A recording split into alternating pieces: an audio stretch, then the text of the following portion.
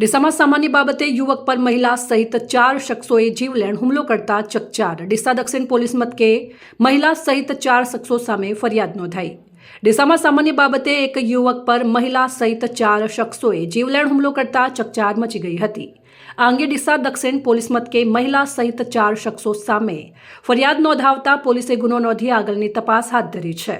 ડીસાના railway station નજીક ખાતે રહેતા ધવલભાઈ ચીકુજી ગલબાજી ઠાકોર ઉંમર 20 વર્ષ અભ્યાસ કરે છે અને તેઓ તારીખ 30/3/2026ના રોજ રાત્રે એક્ટિવા લઈને બજારથી ઘરે જઈ રહ્યો હતો। તે સમયે તેમના મિત્ર નરેન્દ્ર રમેશભાઈ પાસવાન પોતાના ઘરની છત ઉપર ઊભો રહી અપશબ્દો બોલી રહ્યો હતો। તે દરમિયાન એક્ટિવા ઊભી રાખીને તેને અપશબ્દો કોને બોલે છે તે પૂછ્યું હતું તો તેમણે મને જ અપશબ્દો બોલતો હતો અને અપશબ્દો બોલવાની ના પાડતા તે ઉશ્કેરાઈ ગયો હતો અને છત પરથી પથ્થર ફેંક્યો હતો જે માથાના ભાગે વાગ્યો હતો।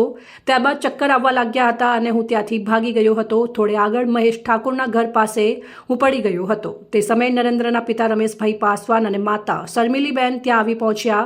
તેમની માતાએ મને પકડી રાખ્યો હતો અને પોતાએ લોખંડની પાઇપ વડે માર મારતા મોઢા પર માર માર્યો હતો। ત્યારબાદ નરેન્દ્ર અને તેનો ભાઈ વિનોદભાઈ પાસવાન પણ આવી ગયા અને વિનોદભાઈએ ધોકા વડે મને માર માર્યો હતો। ત્યારે નરેન્દ્ર પણ લોખંડની પાઇપ વડે કપાળ પર માર માર્યો હતો અને બચાવવા કોઈ આવ્યું ન હતું જેથી હું ત્યાંથી ભાગી ગયો હતો અને એક દિવાલ કૂદતા નીચે પડી ગયો હતો। ત્યારબાદ હું બેહોશ થઈ ગયો હતો અને ત્યારબાદ મને મારી માતા વર્ષાબેન દ્વારા જાણ કરવામાં આવી કે તેઓ તથા અન્ય લોકો મને સારવાર માટે પહેલા ડીસા સિવિલ હોસ્પિટલ લઈ ગયા અને ત્યારબાદ વધુ સારવાર માટે અન્ય હોસ્પિટલમાં દાખલ કર્યો હતો જેમાં ગંભીર ઇજાઓ પહોંચી હતી અને આ અંગે ડીસા દક્ષિણ પોલીસ મથકે નરેન્દ્ર રમેશભાઈ પાસવાન પિતા રમેશભાઈ પાસવાન માતા શર્મિલીબેન અને વિનોદભાઈ પાસવાન સામે ફરિયાદ નોંધાવતા પોલીસે ગુનો નોંધી વધુ તપાસ હાથ ધરી છે।